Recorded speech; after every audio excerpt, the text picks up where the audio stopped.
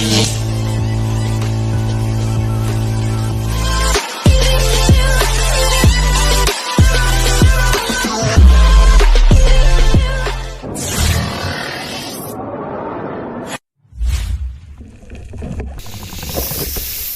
what's up mga kasyokoy?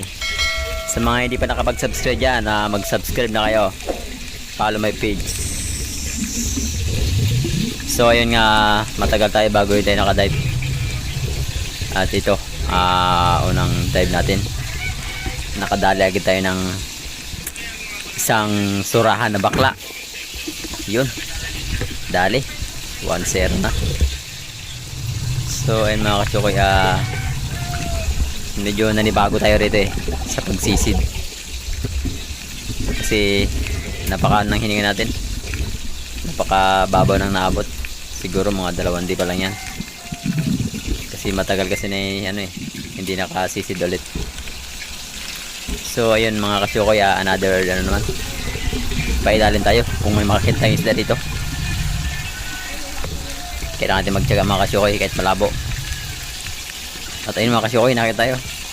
Yun, isang pakol mga kasyokoy. Dahil natin. Siyempre mga kasyokoy, nagano tayo dyan, nagkuha tayo ng hangin sa taas kasi medyo nabitin tayo sa tagal kasi ng natin pagsisisid, tapos balik sisid ulit sa night dive. So nakakapanibago. Ayun na, siyempre babalik tayo ulit sa ilalim para ating makuha na yung ating pinana kanina. Ayun na, yun mga kasyokoy. Bale nahirapan ako rito kasi tumagos yung pana ko sa kabilang bato, tapos mahirap ko siya ilabas. Kaya ang ginawa ko, nagplano muna ako para sigurado. Yun mga kasyokoy, tingin nyo, hindi ko kayang hilahin. Siyempre kuha natin hiningal sa taas. 1 air, 1 last breath. 1 dive, 1 breath. 1,000 years later. Yun ang ating mga kasyokoy, ating sabihan. 1 dive, 1 breath. So ayan mga kasyokoy, ayan yung camera natin mga kasyokoy. Bale nilagay sa bato, pinatong natin. Siyempre yun, dudumbugin na natin. Paano kailangan natin magpato mga kasyokoy. Sayang to, siguro mga sobra 1 kilo rin to mga kasyokoy. So ayun na mga kasyokoy, nakuha na natin yung ating pangalawang huli, isang pakol.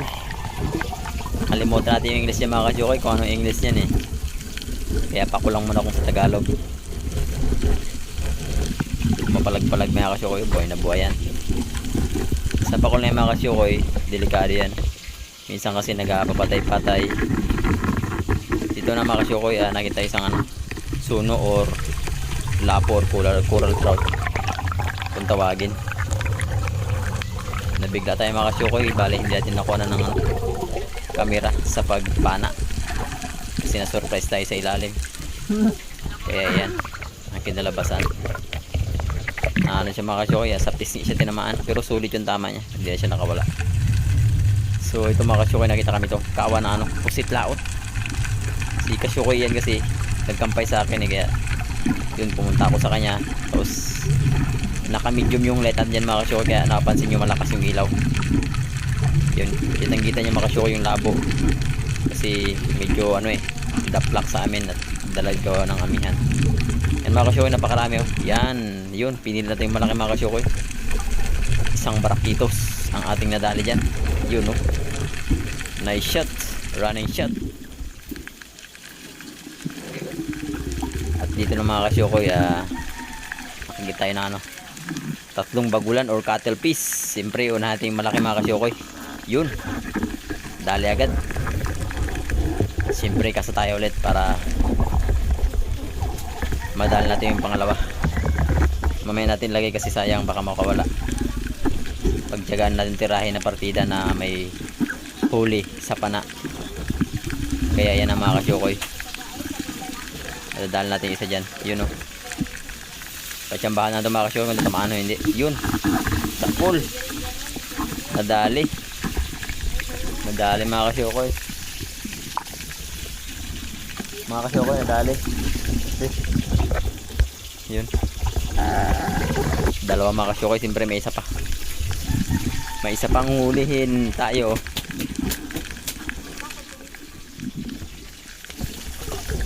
At ito na mga kasyokoy.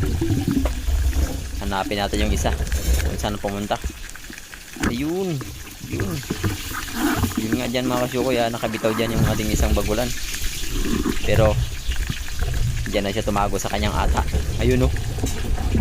Nakatago lang siya. Siyempre dadalihin pa rin kita men. Yun mga kasyokoy. Nakita yung mata niya. Muti eh. Yun. Tinamaan natin mga kasyokoy. Makaganda ng tama niya. Kaso nga lang yun. Gumawa siya ng ano. Tinta or ata. Pinalabo niya yung dagat. 3 piraso yun mga kasyokoy sa isang pana.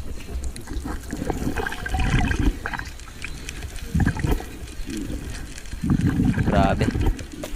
Bali yan mga kasyokoy. Second time natin mga kasyokoy. Nakita ng ganyan. 3 magkakasama. Siguro ano to, family sila. Yan. So ayun mga kasyokoy. Here we go again. Nakita nyo no, lobster dito. Siyempre medyo nakapasay sa hininga. Nagulat tayo kung anong sumulpot na yon. Yung pala lobster. Kaya huminga tayo ulit sa itaas. At kumuha ng hangin. At siyempre yun. Huliin ko sana mga kasyokoy. Kaso napansin ko ano pala, buntis yung lobster. Kaya hindi natin hinuli. Yun. Tamang ano lang. Hinawakan natin siya. Sayang kasi mga kasyokoy kung huli natin yung lobster na yun eh. Baka dumami pa. At dito na mga kasyokoy, unang shot natin sa maral na maliit. Siyempre second shot, danggit o rabbit fish ang tawag sa English. Yan. Same lang sila mga kasyokoy pero may different o diferensya. So dyan mga kasyokoy, may hinahanap pa tayong isa dyan. Alam ko na sa tabi-tabi lang yun eh. So ayun mga kasyokoy, nakita na natin. Sa mga ano pala, sa hindi pa nakapag-subscribe sa channel natin, baka naman pa-subscribe at pa-pindot na rin yung ating ano, notification bell para updated kayo sa ating ano, araw-araw na upload na video. Shoutout dyan sa mga ano, Team Spero at Team Kasyokoy na hindi nakasama. At dito na mga kasyokoy, yung isang danggit nadali natin. So ayun na mga kasyokoy.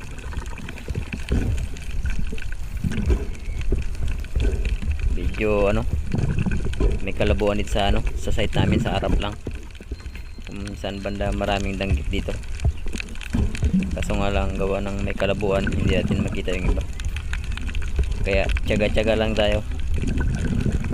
Kahit man lang pang ulam or makapangbenta tayo.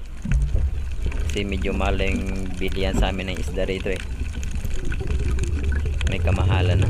At yun mga kasyokoy, yung hinabol natin na sa maral, yun nakuha rin natin ulit. Yan. Ito yung mga kasyokoy kagandahan sa may sima na kasakasa. Kasi kahit makikita kang isda na isa, hindi mo na kailangan ano, tanggalin. Update sa gabal. Ito mga kasyokoy, isang danggit ulit. Maganda ng tama. Parang barbecue. Yun o. Bali yan na mga kasyokoy. Siguro mga sobrang na 1 kilo yung danggit natin na pana dyan. Yan. Mga kasyokoy, pinahirapan tayo ng ano dito mga kasyokoy. Danggit. Yung danggit ng dilaw. Tagbago or tagluma. At siyempre kailangan natin magkuha ng hininga sa taas para makapailalim ulit at para mapana natin yung ating hinuli. So ayun na, pailalim tayo ulit para sa ating tagbagong danggit. Yan na. Medyo maagos dito kaya nahirapan tayo. kung saan magandang posisyon. Kaya lumipat tayo sa isang bato. Ayun, nakita natin siya. Kaya tinira na natin. Siyempre pag tira natin dyan ay yung pana natin sumabit. At nagpatayas naman tayo para kumuha ng hangin. Pero dyan mga kasyokoy, medyo napagod tayo kaya relax na tayo sa taas. Yun, pwede na ulit yung pera yun. Bali kuhin natin yan. Dalawa pala yun siya mga kasyokoy na pagbago. Bali yung isa inanap natin sa ilalim. Kala natin nawala na, yung pala nandyan pa. So tingnan nyo mga kasyokoy kung anong mangyayari sa kanyang kasama or ka-live-in partner. Ayan mga kasyokoy, sarap yung pertuin o kaya day. Ayan mga kasyokoy, nakikita natin yung isa. Napakahirap ng posisyon nito mga kasyokoy, kaya pinatsambahan na natin kung tinamaan. Napakaganda ng tama niya mga kasyokoy, stone shot. Yun patay talaga siya, wala lang galaw-galaw. Siguro yung mga kasyokoy ito siguro yung babae, yung lalaki yung kanina. Dito ng mga kasyokoy nagkita isang siga, yung may dilaw sa buntot. Yun dali natin yung mga kasyokoy. Delikado rin yan kasi yung sa mayasang niya mayroon siyang pantusok. Siyempre ito yung mga kasyokoy, danggit yun. Nandyan lang pala sa tibi yung danggit mga kasyokoy, hindi natin napansin. Bali nagapanggaya siya ng kulay, kaya yun nadali natin. Bali pangatlong danggit na natin yan mga kasyokoy. Ito isang pusit domot, siguro mga kalahating kilo. Yun, stone shot, maganda ng tama, hindi nakapaglabas ng ata. Stone shot talaga yung kanyang tama. Sarap sa mga kasyokoy sabaw at ihaw tapos lagyan ng dekado sa loob. Yun.